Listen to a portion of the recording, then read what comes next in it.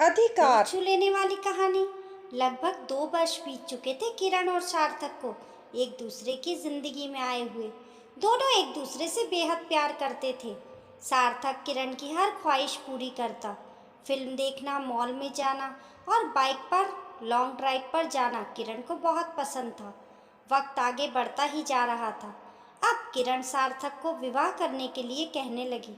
जब भी सार्थक कोई उपहार लाता, किरण कहती, अब तो मुझे सिर्फ एक ही उपहार चाहिए सार्थक, और वह है मंगलसूत्र। क्या तुम्हें नहीं लगता कि अब हमें विवाह कर लेना चाहिए? आखिरकार सार्थक ने अपने माता पिता को किरण के विषय में बता दिया। किरण ने भी अपने परिवार में सार्थक के विषय में बता दिया। दोनों ही परिवार बच्चों की खुशी में खुश थे। अपनों के लिए सबसे अच्छे उपहार इस तरह बड़ों के आशीर्वाद के साथ सार्थक और किरण हमेशा के लिए एक हो गए।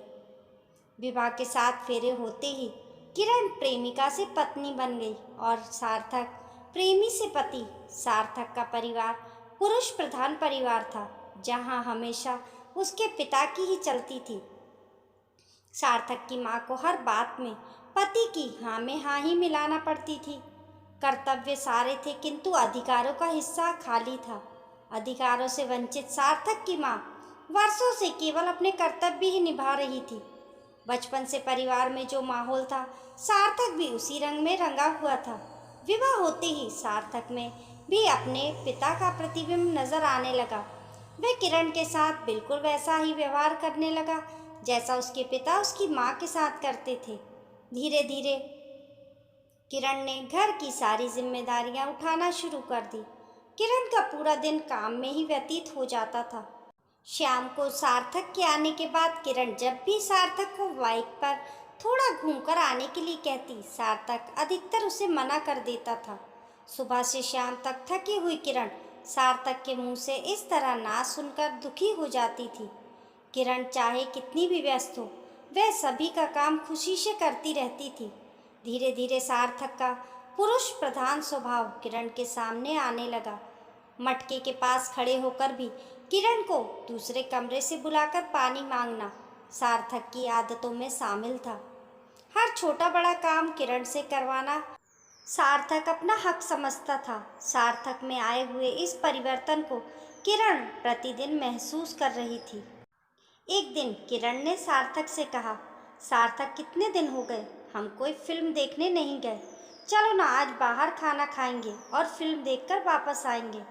मैं पापा मम्मी के लिए खाना बनाकर रख दूंगी ताकि उन्हें परेशानी ना हो। नहीं नहीं किरण, आज फिल्म देखने नहीं जाना है, फिर किसी दिन चलेंगे। आज तुम घर में ही कुछ बढ़िया व्यंजन बनाओ, बाहर जाने का बिल्कुल मूड नहीं है। किरण हैरान होकर सार्थक की ओर देखने लगी, किंतु मौन रही। कुछ देर चुप रहने के उपरांत उसने कहा, अच्छा ठीक है, आज मैं तुम्हें तुम्हारी पसंद का खाना खिलाऊंगी। लेकिन सार्थक, बहुत दिन हो गए, मैं कुछ दिनों के लिए अपने मम्मी पापा के पास जाना चाहती हूँ। अरे नहीं किरण, यहाँ घर कौन संभालेगा? माँ से अब इतना काम नहीं होता, फिर कभी चली जाना। वक्त गुजरता रहा, लेकिन वह दिन कभी नहीं आया जब सार्थक अपने मुंह से ये कह देता, चलो फिल्म देखने चलते हैं, या अपने मम्मी पापा से मिलाओ। देखते देखते 6 महीने बीत गए। किरण को अपने घर जाने की बेचैनी होने लगी। तभी उसकी मम्मी का कॉल आया, किरण बेटा, बहुत दिन हो गए, हम आज ही तुझे लेने आ रहे हैं। एक ही शहर में रहकर भी हम मिल ही नहीं पाएंगे। ऐसा तो नहीं सोचा था, किरण ने बात को संभालते हुए कहा। हाँ हाँ मम्मी, आ जाओ आप लोग। सार्थक मुझे लेकर आने वाले थे, पर ऑफिस से आने में आजकल थोड़ी देर हो जाती है। उसी दिन किरण के मम्मी पापा शाम को किरण को लेने आ गए। सार्थक के माता पिता ने उनका अच्छे से स्वागत किया। शाम को सार्थक ऑफिस से आया तो उन्हें देखकर थोड़ा हैरान हो गया। अरे पापा मम्मी, आप लोग अचानक, कैसे हैं आप लोग? हम ठीक हैं बेटा, बहुत समय हो गया किरण से मिले हुए, इसलिए सोचा चलो सबसे मुलाकात हो जाएगी और कुछ दिनों के लिए किरण को भी ले आएंगे। अरे पापा, किरण तो आपकी ही बेटी है, जब मन चाहे आकर आप उससे मिल सकते हैं, लेकिन यदि आप उसे लेकर जाएंगे तो यहाँ बहुत मुश्किल हो जाएगी। सार्थक के इन शब्दों को सुनकर किरण के मम्मी पापा अबाक रह गए। किरण का क्रोध आज पहली बार उसके चेहरे पर अपनी हाजिरी दे रहा था। किरण का चेहरा क्रोध से लाल हो गया, किंतु इस वक्त उसने चुप रहना ही ठीक समझा। अपने मम्मी पापा को उसने इशारा करते हुए संतावना दी, मानो कह रही हो ऐसे ही बोल रहे हैं। किरण और सार्थक दोनों के माता पिता बैठकर बातें कर रहे थे। तभी सार्थक अंदर अपने कमरे में चला गया। उसके साथ ही किरण भी कमरे में चली गई। कमरे में पहुंचते ही किरण ने कहा, सार्थक, पिछले कई महीनों से मैं तुम्हारी सबकी इतनी सेवा कर रही हूँ, दिन रात एक कर देती हूँ, लेकिन तुम लोगों को शायद एहसास ही नहीं कि मैं भी इस घर की सदस्य हूँ। तुमने तो मुझे गुलाम बनाकर ही रख दिया है। ये सुनते ही सार्थक का हाथ आज पहली बार किरण की तरफ उठा, लेकिन किरण ने उसका हाथ पकड़ते हुए कहा, सार्थक, ऐसा सोचना भी मत। तुम एक बहुत अच्छे प्रेमी थे, लेकिन तुम एक अच्छे पति ना बन पाए। अग्नि के 7 फेरों के तुरंत बाद ही तुम्हारा पति होने का किरदार तुम पर हावी हो गया। क्या प्रेमिका और पत्नी में इतना अंतर होता है? सार्थक, मैं इतने दिनों से सोच रही थी कि शायद मेरे प्यार से तुम एक दिन अवश्य ही बदल जाओगे, लेकिन मैं तुम्हें नहीं बदल पाई, मुझे ही बदलना पड़ा। किरण ने आगे कहा, तुमसे विवाह करके मैं हमारा घर खुशियों से भरने आई थी, लेकिन तुमने तो मुझे बंधक ही बना लिया। मेरी झोली में तुमने सिर्फ कर्तव्य ही डाले, अधिकारों से वंचित कर दिया। मैं तो अब भी शायद चुप रहती, लेकिन आज मेरे मम्मी पापा को यह एहसास दिलाकर कि वे एक बेटी के पिता हैं, इसलिए उन्हें तुमसे अनुमति लेनी होगी अपनी बेटी को कुछ दिनों के लिए अपने घर ले जाने के लिए। तुमने मुझे मजबूर कर दिया। सार्थक सार्थक कुछ बोलना चाह रहा था, पर उसे इशारे से रोकते हुए किरण ने कहा, मैं सीता माँ की तरह महान नहीं जो बिना गलती के सब जुल्म सहन कर लूँ। मैं आज की नारी हूँ। यदि कर्तव्य निभाना जानती हूँ तो अपने अधिकारों की रक्षा और अपने माता पिता के सम्मान को बचाना भी जानती हूँ। मैं टूटना नहीं चाहती सार्थक, और ना ही अपने परिवार को तोड़ना चाहती हूँ, लेकिन अब हमारे पास 2 ही रास्ते हैं। कौन से 2 रास्ते किरण? सार्थक ने कहा, मुझे वह सारे अधिकार चाहिए सार्थक जो एक पत्नी के होते हैं। मुझे सबका प्यार और अपना मान भी चाहिए। मुझे परिवार में बेटी का स्थान चाहिए। क्या ये सब मुझे मिल सकता है? आज सार्थक स्तब्ध था। किरण का ऐसा ओजस्वी रूप उसने पहले कभी नहीं देखा था। सार्थक कुछ बोले उससे पहले ही किरण ने दूसरे रास्ता का भी जिक्र कर दिया। यदि तुम्हें ये मंजूर नहीं तो मैं ये परिवार को छोड़कर चली जाऊंगी। मैं अपनी पूरी जिंदगी घुट घुट कर बंधक बनकर नहीं निकाल सकती सार्थक। इतना कहकर किरण सोचने लगी कि अब सार्थक को 2 रास्तों में से किसी एक रास्ते को चुनना है।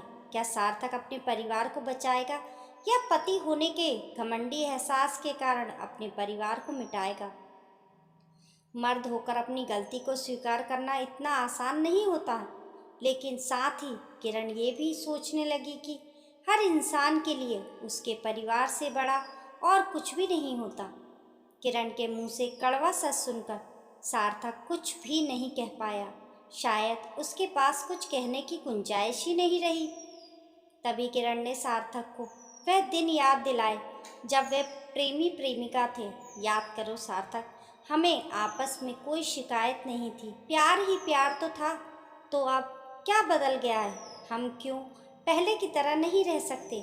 अग्नि के समक्ष लिए हुए 7 फेरों में बहुत ताकत, बहुत विश्वास, बहुत ज़्यादा प्यार और बहुत सारा कर्तव्य छुपा होता है, और सबसे महत्वपूर्ण एक दूसरे के प्रति मान सम्मान छुपा होता है, जिसे शायद तुम भूल गए सार्थक। आज किरण ने सार्थक को सच का आईना दिखाकर उसे सोचने को मजबूर कर दिया। किरण की बातें सुनकर सार्थक की आंखें खुल गईं।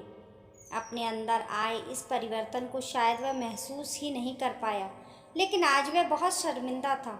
उसे अपनी गलतियों का एहसास हो रहा था। अब बिना देर लगाए ही सार्थक किरण के मम्मी पापा के पास जाकर बैठ गया और बोला, पापा, आप आज यहाँ पर ही रुक जाइए। कल किरण को भी कुछ दिनों के लिए अपने साथ ले जाना। किरण बहुत खुश हो जाएगी और आप लोगों को भी अच्छा लगेगा। किरण ने सार्थक का ये रूप देखा तो उसकी खुशी का ठिकाना ना रहा। वह जानती थी कि उसके परिवार की खुशियों को बरकरार रखने के लिए सार्थक में परिवर्तन लाना बहुत ज़रूरी था। आज किरण सोच रही थी कि शायद इसमें सार्थक की गलती इतनी ज़्यादा नहीं है। हमारे समाज ने ये प्रथाएं बना रखी हैं कि बस पति ही सब कुछ है। पत्नी उसके लिए एक झुंझुना मात्र है जो हमेशा पति की मुट्ठी में रहता है। गलती तो हम जैसी स्त्रियों की भी है जिन्होंने कभी भी अपने अस्तित्व को पहचानना ही नहीं। कर्तव्य तो निभाए किंतु अपने मान सम्मान और अधिकार की हमेशा ही आहुति देती रही। इतने में तभी सार्थक ने आकर किरण को अपनी बाहों में भर लिया और कहने लगा, मुझे माफ़ कर दो, मैं बहक गया था। शायद इस पुरुष प्रधान समाज में रहकर अनजाने में ही मानसिकता इतनी सिमट गई थी। मैं तुम्हें वचन देता हूँ कि तुम्हें अब इस परिवार में मान सम्मान प्यार सब मिलेगा और हाँ, बेटी का स्थान भी ज़रूर मिलेगा। अब कभी तुम अपने अधिकारों से वंचित नहीं रहोगी। मैं एक अच्छा प्रेमी था, तुमने ही कहा था, अब मैं उससे भी अच्छा पति बनकर दिखाऊंगा। अब किरण बहुत ही खुश थी। उसके पास भी इस उलझन के समय केवल दो ही रास्ते थे। एक तो ये कि वह पूरा जीवन घुट घुट कर जिए और दूसरा पूरी शक्ति लगाकर अपने अधिकारों की रक्षा करे। किरण ने दूसरा रास्ता अपनाया। इस तरह पूरे परिवार को खुश रखने के कर्तव्य निभाते हुए खुद भी खुश रहने का रास्ता खोज निकाला। इसलिए उसका जीवन सफल हो सका। अतः हर नारी को अपने अंदर एक किरण को जन्म अवश्य देना चाहिए। आपको हमारी कहानी कैसी लगी कमेंट करके ज़रूर बताइए। पसंद आने पर लाइक और शेयर करें। ऐसी ही अच्छी अच्छी कहानियों के लिए चैनल को सब्सक्राइब करना ना भूलें। मिलते हैं फिर एक नई कहानी के साथ। तब तक के लिए नमस्कार।